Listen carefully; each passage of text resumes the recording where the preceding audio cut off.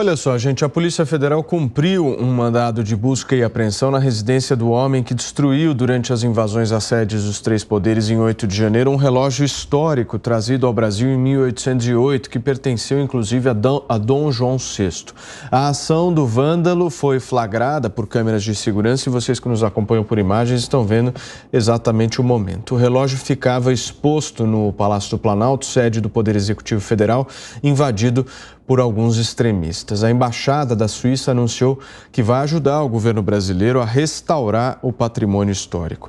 O ministro do Supremo Tribunal Federal, Alexandre de Moraes, recebeu um balanço parcial sobre a intervenção na segurança pública no Distrito Federal. O documento foi entregue por Ricardo Capelli, interventor nomeado pelo governo federal. Pelo menos 7 inquéritos foram abertos no Supremo Tribunal Federal para investigar executores materiais, autores intelectuais, financiadores e agentes públicos que possam estar envolvidos, seja por omissão, atuação ou incitação nos atos antidemocráticos cometidos em Brasília. Piperno, como é que você vê essa situação e essa vergonha, né, do Brasil ter que pedir auxílio internacional para a restauração de um patrimônio histórico? Pois é, Paulo Matias. Você tomou cuidado quando você classifica isso como uma vergonha, porque depois os haters vão acabar te cobrando como fazem diariamente, Instagram, Twitter e tal, porque eles acham que, sabe, não é bem assim, a gente tem que passar o pano. Gente, isso é banditismo estado puro. Quer dizer, isso é crime. E isso é crime não só contra o patrimônio, mas também contra a história e uma facada na democracia. Eu tenho dito isso sempre. Então, não dá para ter, sabe, nenhum tipo de condescendência, nenhum tipo de, sabe, de pena, enfim, de moderação com gente como esse cidadão. É óbvio que esse cara tem que sair de circulação, tem que ser, enfim, processado e condenado. Tá aí, as imagens são as mais explícitas possíveis. Então, assim, a gente passou, que eu digo, nós brasileiros passamos por um episódio que é uma vergonha, que é uma mancha na história do país. O nosso 8 de janeiro vai ser estudado e repercutido para sempre.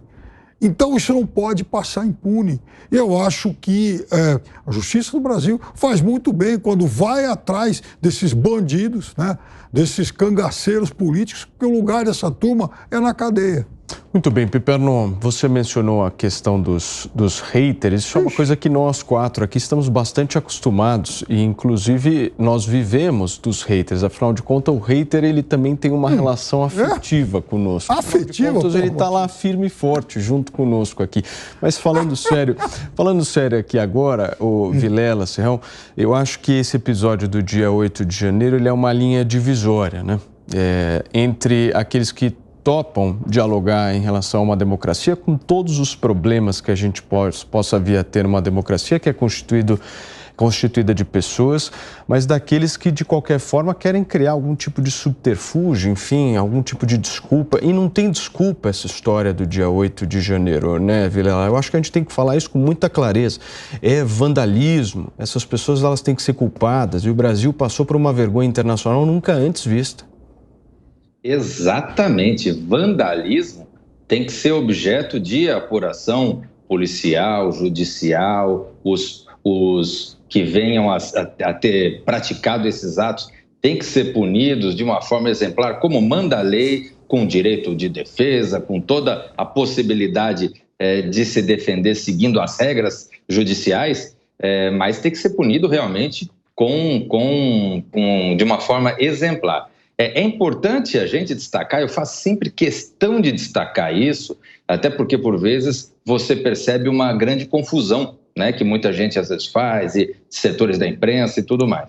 Separar muito claramente o que é a livre manifestação, a liberdade de pensamento, de crítica, a liberdade até de falar coisa errada, de falar besteira. Essa liberdade é garantida constitucionalmente. Agora, fazer esse tipo de ato, praticar arruaça e, especialmente nesse caso, praticar uma arruaça contra o Estado brasileiro, contra os poderes legitimamente constituídos. Isso, de fato, é absolutamente impensável, não se pode imaginar que no Estado democrático de direito se tem esse tipo de prática. Então, isso tem que ser coibido, sim, de uma forma exemplar, dentro da legalidade, agora atacando o problema pelo problema o que ele é, e não também querendo abrir o leque e querer incriminar todo mundo que muitas vezes não teve ligação, vinculação com esses episódios. Serrão, por favor. É por aí o caminho, exatamente. Todo o rigor da punição a quem efetivamente promoveu a baderna.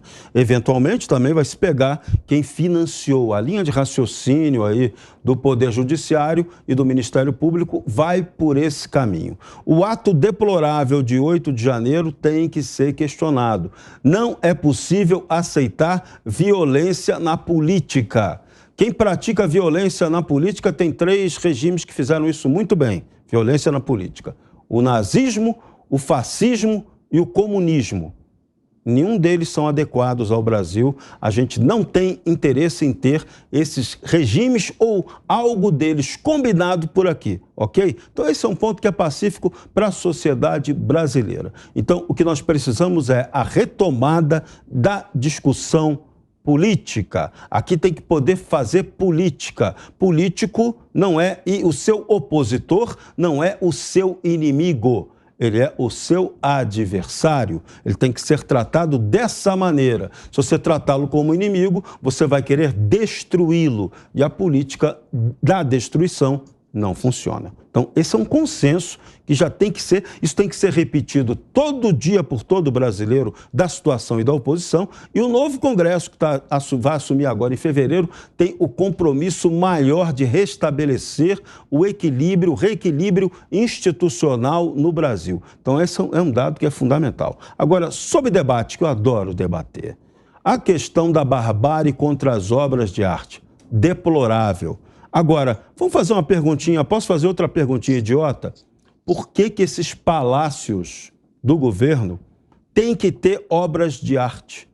Isso aí tinha que estar em museu, para o público poder ter acesso a isso. Aquele relógio fantástico ali do Dom João VI, por que aquilo não estava lá no Museu Imperial, em Petrópolis, que é o lugar mais adequado para você conhecer coisas, bens que pertenceram à família real? O que aquilo estava fazendo no Palácio do Planalto? Até o idiota que foi lá e destruiu aquilo, que ele achou que aquilo era um relógio, uma porcaria qualquer, e não uma obra de arte. Então, veja, quanta coisa, vamos fazer um levantamento, o Ministério da Cultura nos deve um levantamento de quanto nós temos de obras, grandes obras aí artísticas no setor público brasileiro, na União, estados e municípios, que deveriam estar guardadas, deveriam estar exibidas e protegidas em museus. Vamos levar esse debate também, porque ele é importante, isso aí tem a ver com a nossa história e com a nossa cultura. Até pelo potencial predatório, esses golpistas dessa intentona de 8 de janeiro, eles têm um certo parentesco com o Talibã, que uma das coisas que fazia era realmente destruir obras históricas lá do seu país.